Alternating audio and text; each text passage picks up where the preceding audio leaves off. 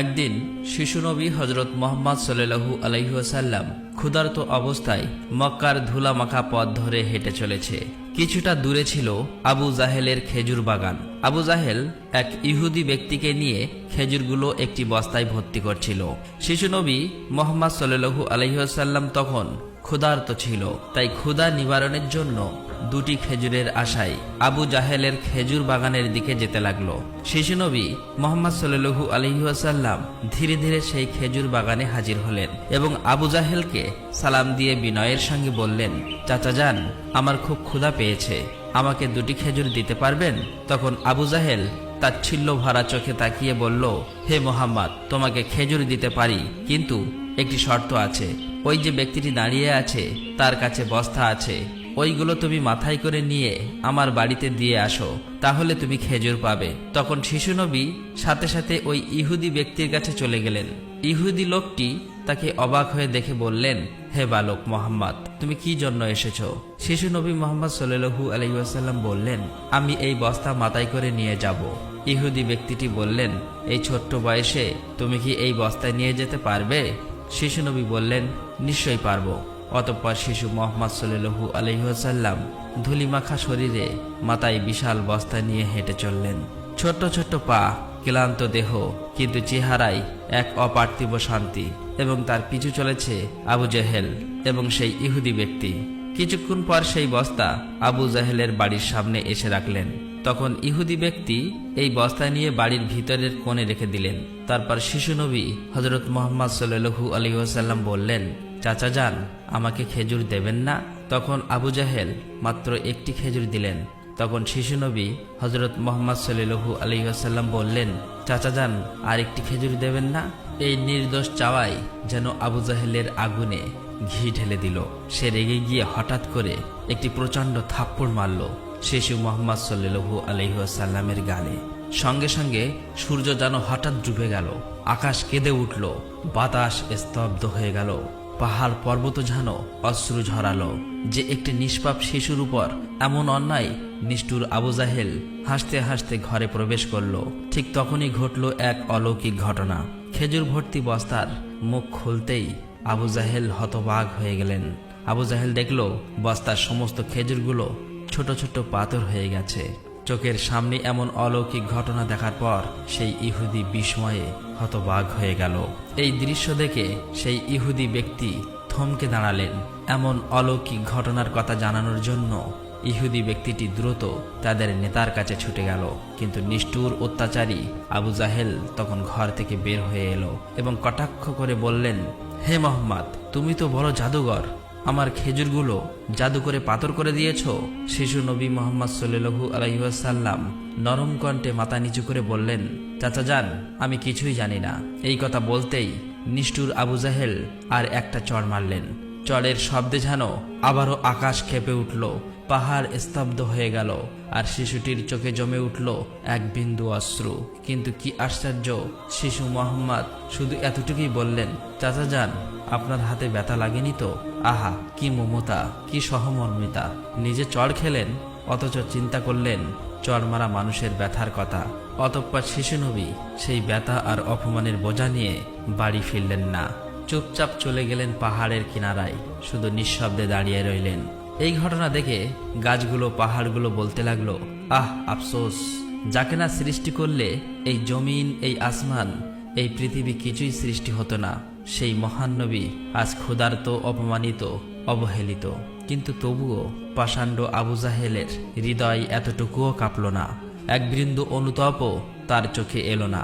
এদিকে সেই ইহুদি ব্যক্তিটি তাদের নেতার কাছে এসে বলল, আজ এমন এক ঘটনা দেখেছি যা কল্পনাকেও হার মানায়। আব্দুল্লাহর পুত্র শিশু মুহাম্মাদের এমন ক্ষমতা আছে যা দুনিয়ার কারণেই। তাকে একটা চড় মারলে খেজুর সব পাথর হয়ে যায়। আচ্ছা, আপনি কি বলতে পারবেন এটা কি জাদু না অলৌকিক ক্ষমতা? তখন তাদের নেতা বললেন, আমরাও শুনেছি আমাদের ধর্মগ্রন্থ নাকি মুহাম্মাদের নাম আছে, সে হবে শ্রেষ্ঠ নবী এবং শেষ নবী। তবে তিনি কি এই মুহাম্মদ, এটা জানার জন্য আমাদের ধর্মগুরুর সান্নিধ্য প্রয়োজন। যদি এটা সত্য হয় তবে তাকে আমরা বাঁচাতে দেব না, এই পৃথিবী থেকে সরিয়ে দেব।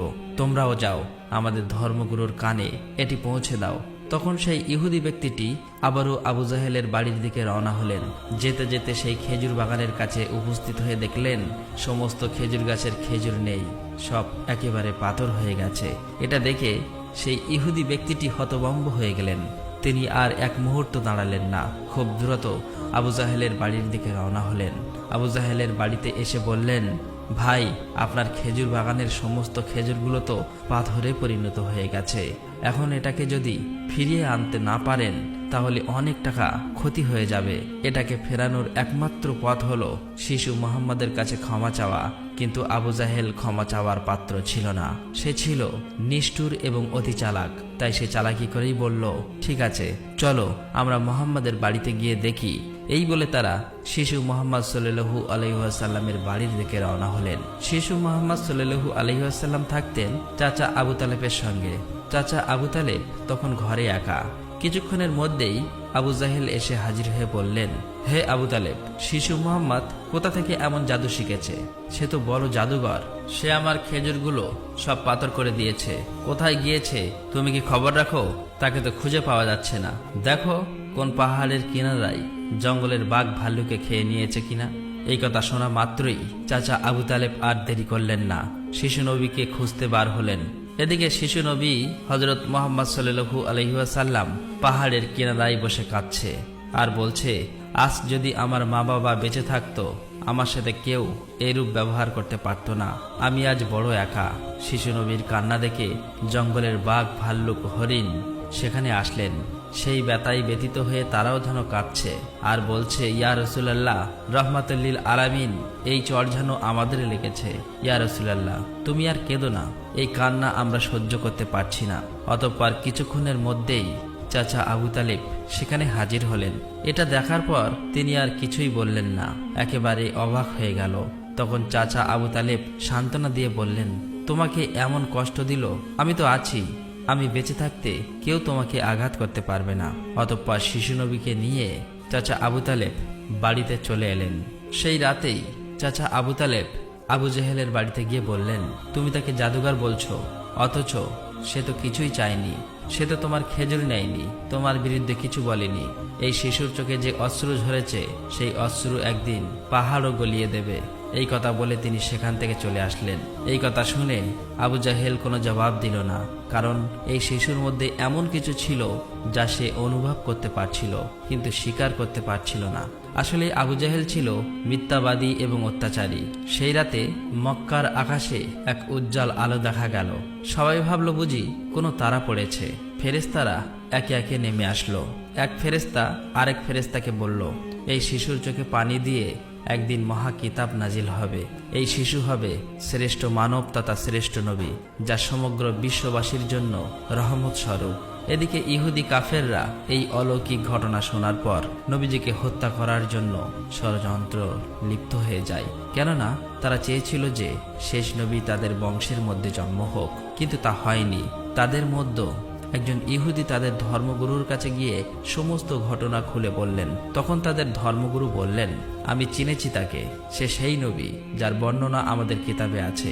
তার দুটি চিহ্ন রয়েছে, একটি কাঁধে নবুয়াতের মোহর, অন্যটি তার দৃষ্টিতে রহমত। অন্য একজন প্রশ্ন করল, তাহলে আপনি কি ঈমান আনবেন? তখন তিনি চুপ করলেন, মাথা নিচু করলেন, তারপর শুধু বললেন, আমরা চেয়েছিলাম আমাদের বংশে আসুক, তাই আমরা সত্যকে অস্বীকার করব। অন্যদিকে প্রতি বছর চাচা আবু তালেব ব্যবসার উদ্দেশ্যে সিরিয়ায় সফর করতেন। সেদিনও চাচা আবু তালেব সিরিয়া সফরের উদ্দেশ্যে প্রস্তুত হচ্ছিলেন। ঠিক সেই সময় শিশু মুহাম্মদ সাল্লাল্লাহু আলাইহি ওয়াসাল্লাম এসে বললেন, চাচা যান, আপনার সঙ্গে আমিও সিরিয়ায় সফরে যাব।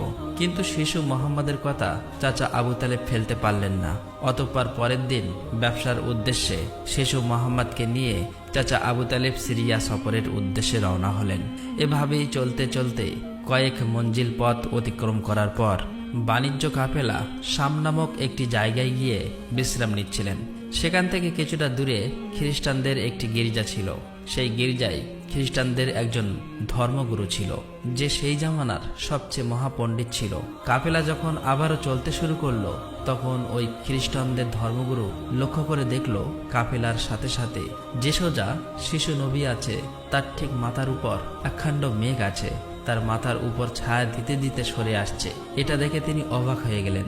খ্রিস্টান ধর্মগুরু খুব শীঘ্রই তাদের ধর্মগ্রন্থ পড়ে বুঝলেন নিশ্চয়ই কাফেলার ভিতরে আখিরি জামানার শেষ নবী রয়েছে।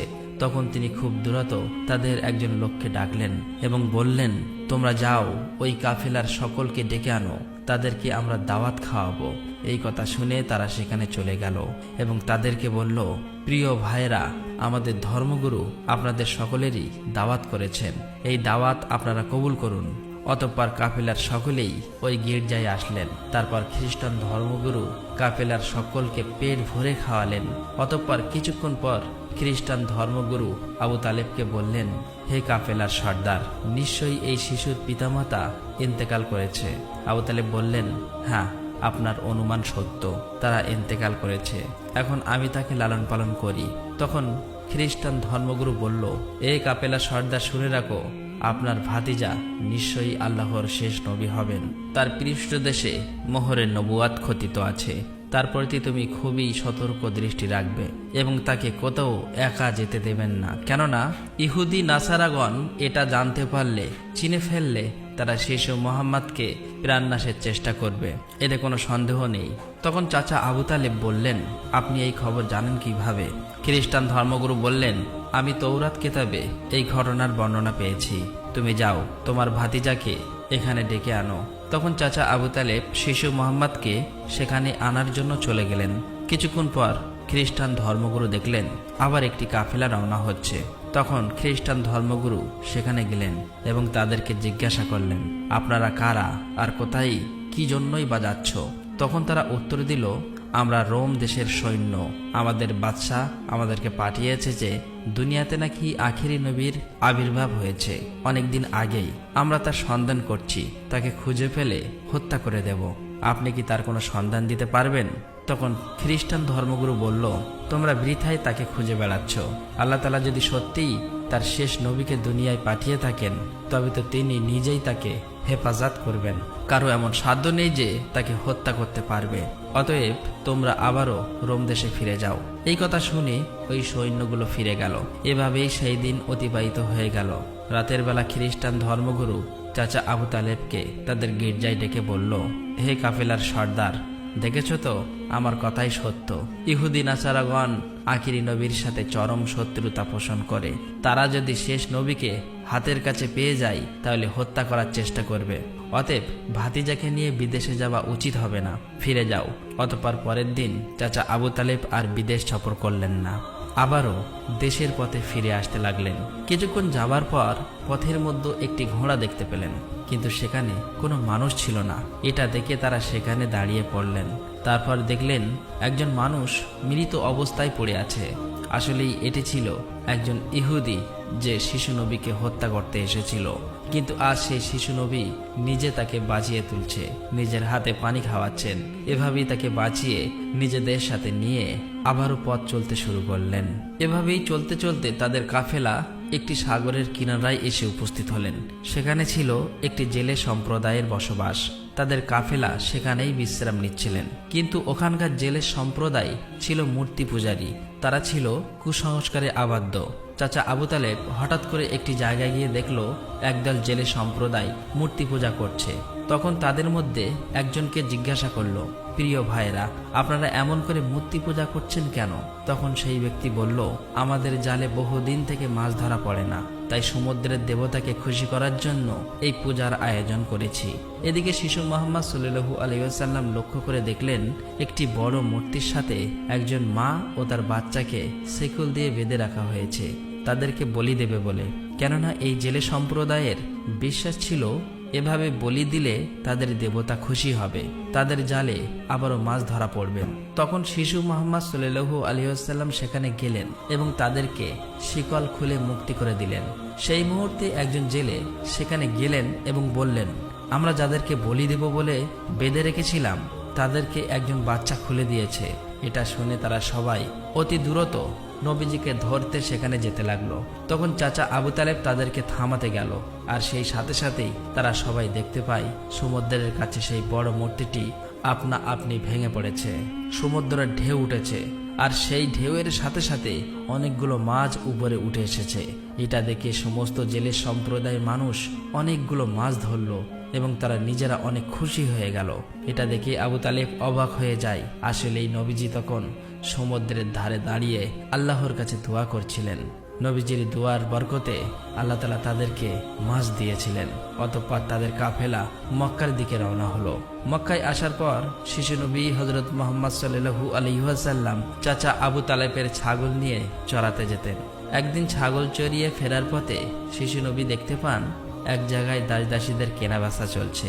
পুরুষদের গরম রড দিয়ে অত্যাচার করছে এবং মহিলাদের উচ্চ দামে কেনাবেচা চলছে। এটা দেখে শিশু নবী অনেক কষ্ট পায়। এদিকে নবীজির এক চাচা আবু লাহাব দাসীকে কেনাবেচা করত।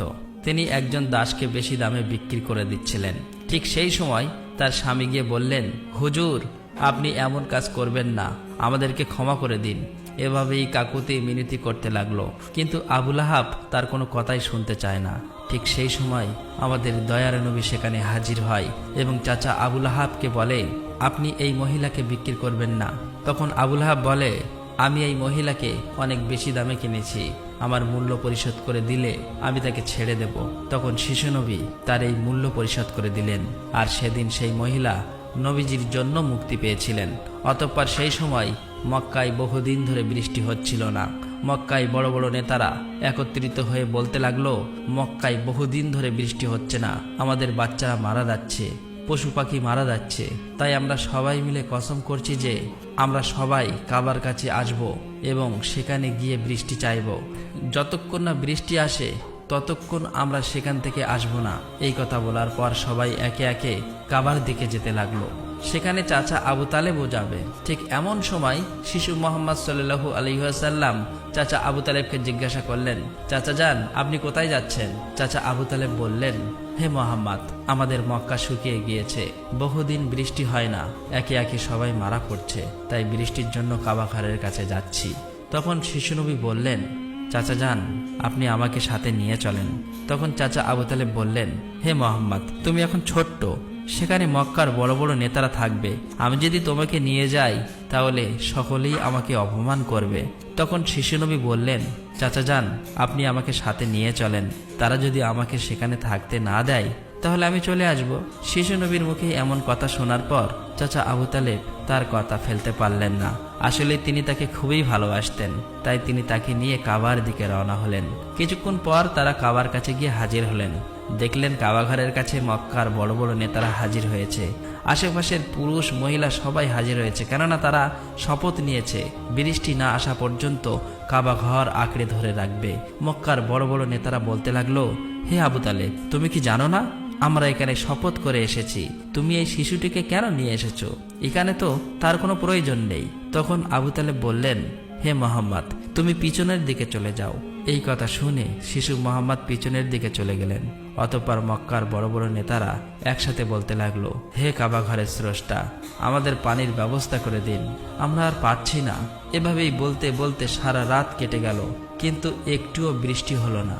সকাল গড়িয়ে দুপুর হয়ে গেল, বৃষ্টি হলো না।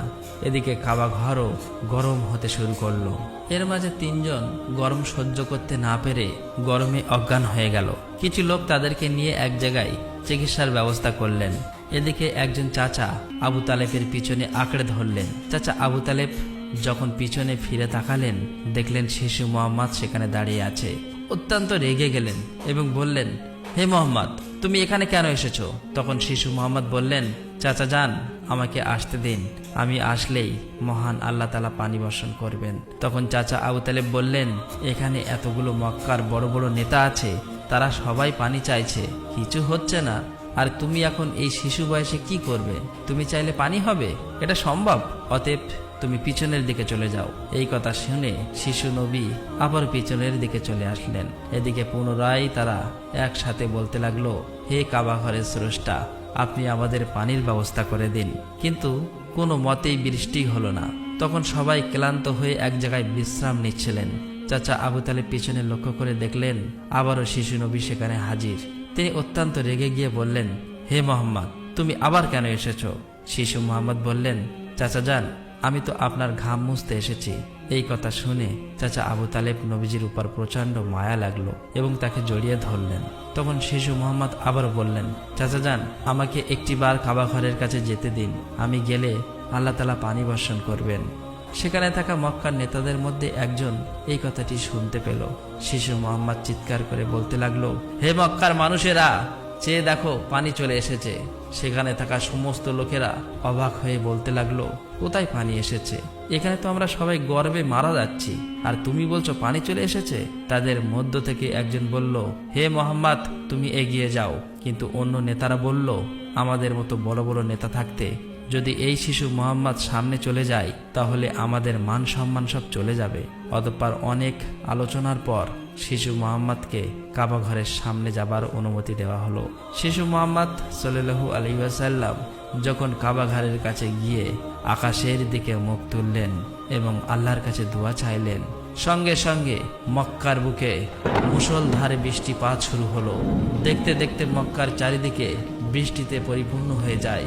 এটা দেখে মক্কার মানুষেরা খুবই খুশি হয়ে যায় এবং বৃষ্টিতে ভিজতে ভিজতে যে যার মতো তাদের বাড়ি চলে যায়। প্রিয় দর্শক, একবার ভেবে দেখুন, এই কাহিনীটি শুধু ইতিহাস নয়, এটা ভালোবাসা, কষ্টের আর তাকওয়ার এক জীবন্ত নিদর্শন। আমাদের দয়ার নবী, রহমতের নবী কতই না কষ্ট পেয়েছেন। তিনি এত কষ্ট সয়েও কাউকে অভিশাপ দেননি, শুধু দোয়া করছিলেন, হে আমার রব, আমার উম্মতকে মাফ করে দাও। তারা জানে না আমি কে। এই সেই নবী যার ভালোবাসা ছাড়া জান্নাতের দরজা খুলবে না কারো জন্য। আর আজ আমরা এই যুগের মুসলিম কতটুকু কাঁদি তার জন্য, কতটুকু ভালোবাসি তাকে, কতটুকু তার শূন্য আঁকড়ে ধরেছি। একবার ভেবে দেখুন, যে নবীর কষ্টে পাহাড় কাঁদে, গাছ কাঁদে, পশু পাখি কাঁদে, আর আমরা, আমাদের চোখে জল আসে না, আমাদের হৃদয় কেন নড়ে না? প্রিয় দর্শক, আসুন আমরা সকলেই দোয়া করি, মহান আল্লাহ তাআলা যেন আমাদের সকলকে সেই দয়ার নবীর ওসিলায় মাফ করে দেন। আল্লাহ তাআলা আমাদের সকলের দোয়া কবুল করুক, আমিন। আসসালামু আলাইকুম।